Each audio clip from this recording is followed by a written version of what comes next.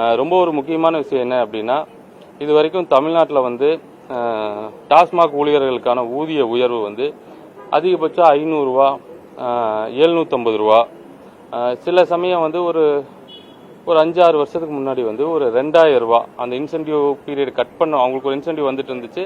அதை கட் பண்ணி 2000 ரூபாயா கொடுத்தாங்க. ஸோ இந்த அளவுக்கு தான் வந்து அந்த ஊழியர்களுடைய ஊதிய உயர்வு இருந்துட்டு இருந்துச்சு.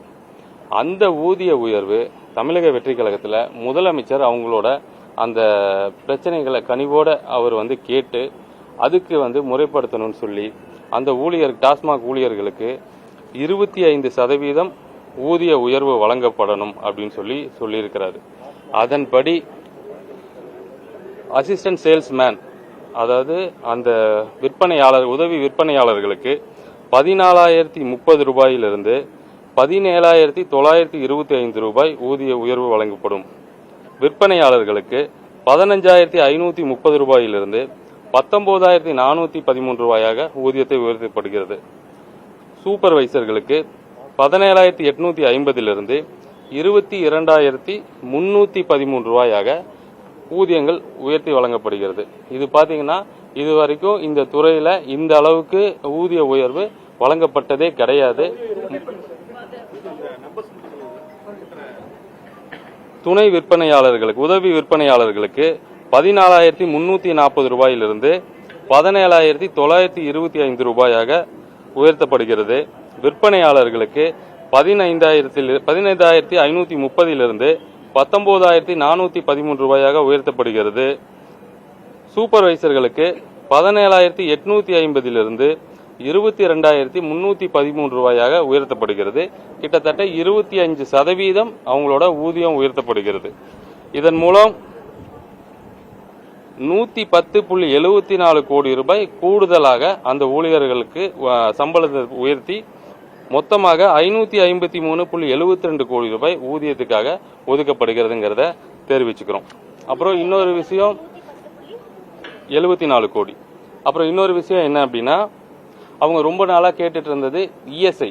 எங்களுக்கு வந்து மெடிக்கல், எங்களுக்கும் சரி எங்களுடைய குடும்பத்தாருக்கும் சரி மருத்துவ செலவுகள் இருக்கு, எங்களுக்கு அதுக்கு இந்த அரசுகள் வந்து வேணும்னு சொல்லி ஒரு 20 வருஷமான கோரிக்கையை மாண்புமிகு முதலமைச்சர் அவர்கள் கனிவோட திருப்பி பரிசீலித்து அந்த இஎஸ்ஐயும் இனிமேல் வந்து அப்ரூவ் பண்ணணும் அந்த ஊழியர்களுக்குன்னு சொல்லி இருக்கிறாங்க.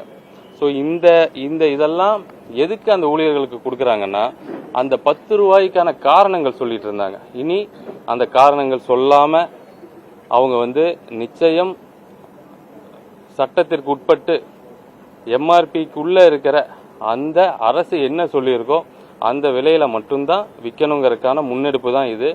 இந்த அரசு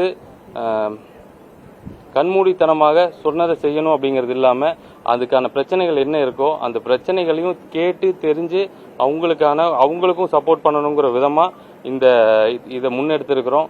ஸோ அதனால ஊழியர்களுக்கு எங்களோட வேண்டுகோள் என்ன அப்படின்னு சொன்னா, எப்படி இவ்வளோ வருஷம் இல்லாம இந்த தடவை 25% ஒரே நேரத்தில் கிட்டத்தட்ட ஒரு 3,500 ரூபாய்க்கு மேல, கிட்டத்தட்ட சில பேருக்கு அதிகமாக போச்சுன்னா ஒரு 5,000 ரூபாய்க்கு மேல கூட சூப்பர்வைசர்களுக்கு உயர்ந்திருக்கும்னு நினைக்கிறேன். ஸோ அந்த அளவுக்கு எப்படி இவ்வளவு தூரம் உயர்த்தணுமோ அதே அளவு இந்த எம்ஆர்பி வயலேஷன் சொல்லக்கூடிய இந்த எம்ஆர்பிக்கு மேல அரசு நிர்ணயித்த தொகைக்கு மேல மதுபானங்கள் விற்றால் நடவடிக்கையும் இருக்குங்கிறதையும் இதன் மூலம் தெரிவிச்சுக்கிறோம். பல தடவை வந்து சஸ்பெண்ட் தானே, முதல்ல ஃபைன் இருந்துச்சு, அதை நம்ம வந்து சஸ்பெண்ட் ஆக்கணும். மீண்டும் மீண்டும் அந்த குற்றத்தில் அந்த வயலேஷன்ல உள்ள வந்தாங்கன்னா இதுக்கு முன்னாடி சொன்ன மாதிரி பணி நீக்கம் வரைக்கும் அதை செல்லும். அதனால இந்த துறையோட ஊழியர்கள் தயவு செஞ்சு, எனக்கு என் துறையோட ஊழியர்களும் ரொம்ப முக்கியம்.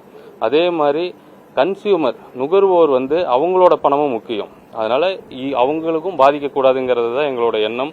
எப்படி வந்து கட்சி நிதியை, பார்ட்டி ஃபண்டை வந்து அரசுக்கு கொண்டு வந்தோமோ அந்த மாதிரி நுகர்வோர் பணத்தை நுகர்வோருக்கு மட்டும்தான் இருக்கணும். அவங்க பணத்தையும் எந்த வகையிலும் யாருக்கும் போகக்கூடாதுங்கிறத முன்னிறுத்தி இந்த மாதிரி ஒரு முடிவுக்கு வந்திருக்கோம். ஸோ எல்லாருக்கும் வேண்டுகோள்.